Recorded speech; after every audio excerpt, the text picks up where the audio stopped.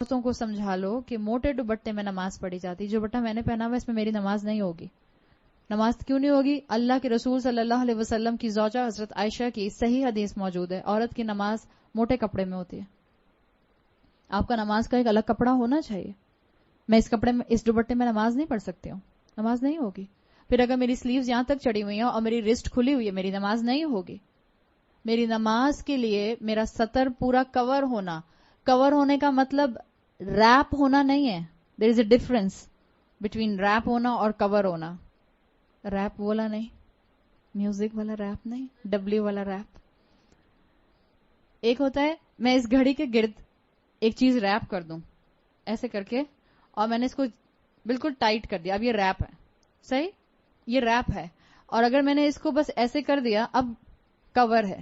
So there is a difference between to rape something and to cover something. جب عورت کو نماز پڑھنی ہوتی ہے تو اس کو اپنے آپ کو ریپ نہیں کرنا ہوتا, اس کو اپنے آپ کو کور کرنا ہوتا ہے. سو برائے مہربانی, اگر آپ اسکنی جینز پہنتی ہیں, یا اگر آپ ٹائٹ لیگنز پہنتی ہیں, یا اگر آپ ایسا چوڑی دار پاجامہ پہنتے ہیں جس کو اتارنے کے لیے آپ کو کشتی لڑنی پڑتی ہے, تو پلیز اس کے اندر نماز نہیں ہوتی ہے. یا تو پھر اپنا کوئی اسکرٹ بنائیے, عبایا بنائیے, جس کو آپ نماز کے ٹائم پر پہن لیں. اول تو پلیز وہ پہنے بھی نہیں. اتنا دل سے دعا نکلتی ہے, اللہ ہم سب کی بچیوں کو ہدایت دے. وہ لباس جو ہمارے جسم کی ایک ایک ساخت کو واضح کر دے, وہ لباس آپ گھر میں بھی نہیں پہن سکتے. بیٹی باپ کے سامنے پہن سکتی ہے؟ نہیں پہن سکتی ہے. کیسے پہن سکتی ہے؟ انفیکٹ عورت کے سامنے نہیں پہن سکتی. اتنے بڑے بڑے چاک پہن لیتے ہیں ہم, اور پھر ہمارے اوپر تک سلٹس ہوتے ہیں, اور وہ ہمیں تھائیز اپنی فل ٹائٹ لیگنز پہنے ہوئے ہوتے ہیں. عورت کے سامنے سطر کیا ہے؟ نیول ٹو نی, ناف سے لے کر گھٹنوں تک. یا آپ کسی عورت کے سامنے بھی نہیں کھول سکتے انٹل انلیس کہ آپ گائنوکالوجسٹ کے پاس جا رہی ہیں یا ڈاکٹر کے پاس جا رہی ہیں. اور ہمارے یہاں کتنا کامن ہے انڈر لیگز ویکسنگ کروانا. اٹس حرام, فاربیڈن, ناٹ الاؤڈ. نماز کے لیے موٹی چادر استعمال کیجیے. نماز کے لیے ایسی چادر استعمال کیجیے کہ جس میں آپ سر سے پاؤں تک کور ہو جائیں. اگر آپ نے ڈھیلا لباس نہیں پہنا ہوا ہے, کوئی عبایا رکھ لیجیے اپنا, کوئی اسکرٹ بنا لیجیے اپنا. اس چیز کا احساس کیجیے. یہ تو میں لباس کی بات کر رہی ہوں. عورتوں نے نیل پالش لگائی ہوتی ہے, اور کئی کئی دن سے لگائی ہوئی ہوتی ہے. اب تو جب سے یہ اللہ ہم پر اپنا رحم کرے, یہ جب سے کون سے والے نیلز آئے ہیں, آرگینک نیلز ہیں, آرگینک کلرز آئے ہیں کچھ.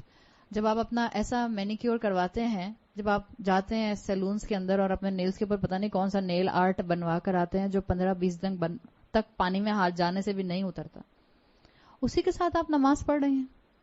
کیوں دین کا مذاق بنا رہے ہیں؟ کون سی اللہ کی شان رحیمی کے انتظار میں بیٹھے ہوئے ہیں؟ اللہ نے کہا ہے وضو نہیں ہوگا اگر آپ کے نیل کے اوپر کوئی سکن ہوگی. ہم نے ایکولنٹ کر لیا. دین میں جب ہم آگے بڑھتے ہیں, جب ہم رسولوں کا اتباع نہیں کرتے تو یہ ہوتا ہے. عورتوں کو سمجھاؤ تو عورتیں کہتی ہیں موزوں پر بھی تو مسح کر سکتے ہیں, میں نے ناخنوں پر مسح کر لیا. دس از اے ایڈیشن ان دا دین. اللہ کے رسول نے سکھایا کہ اپنے ناخنوں کا مسح کر لینا. جس چیز, یہ بالکل وہی چیز ہے جس کا ہم نے ذکر کیا تھا. کسی بھی مزار پر جا کر کسی سیمنٹ کے سامنے اس کو بوسہ دیں گے تو شرک. حرم میں جا کر حجر اسود کو بوسہ دیں گے تو عین عبادت. موزوں پر مسح کرنے کا رسول اللہ صلی اللہ علیہ وسلم نے بتا دیا, الاؤڈ. نیلز کے اوپر نیل پالش لگا کر مسح کرنے کا نہیں بتایا, ناٹ الاؤڈ. مت آئیں ان دھوکوں میں, یہ پینیٹریٹڈ ہے, یہ آکسیجنیٹڈ ہے, اس میں سے پانی پینیٹریٹ کر جاتا ہے. آپ نے ٹرائی کر کے دیکھا ہے؟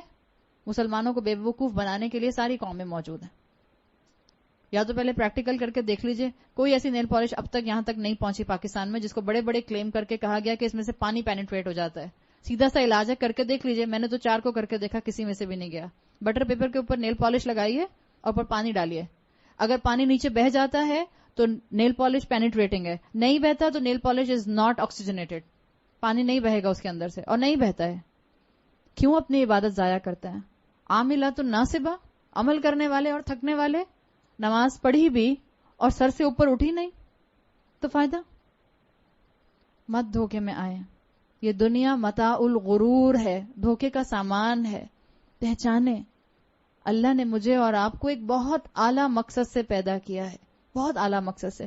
کسی کو بہت شوق ہے نیل پالش لگانے کا, ایک وضو کر کے نیل پالش لگائیے, دوسرے وضو سے پہلے اتاریے, اپنا وضو کیجئے, نماز پڑھیے, پھر لگا لیجئے. کرتی رہیں سارا دن یہی کام, بڑی فارغ ہیں آپ. 12 اگر کسی کو شوق ہے تو میں منع نہیں کروں گی, لیکن پلیز اپنی نماز ضائع مت کیجئے. اگر آپ کو شوق ہے تو کیجئے. ایک ٹائم پہ مجھے بھی یہ شوق تھا, میں نے بہت کیا ہے. اتنا ہی شوق تھا مجھے کہ میں ہر نماز سے پہلے نیل پالش اور ریموور سے اتارا. اس وقت تو پیل آف نہیں آتی تھی, اب تو پیل آف آ گئی ہے, تو آپ پیل آف اتار دیجئے, وضو کیجئے دوبارہ, پھر لگا لیجئے اگر آپ کو بہت شوق ہے. مگر آپ کا وقت یاد رکھیے گا اللہ کے ہاں حساب کے قابل ہے.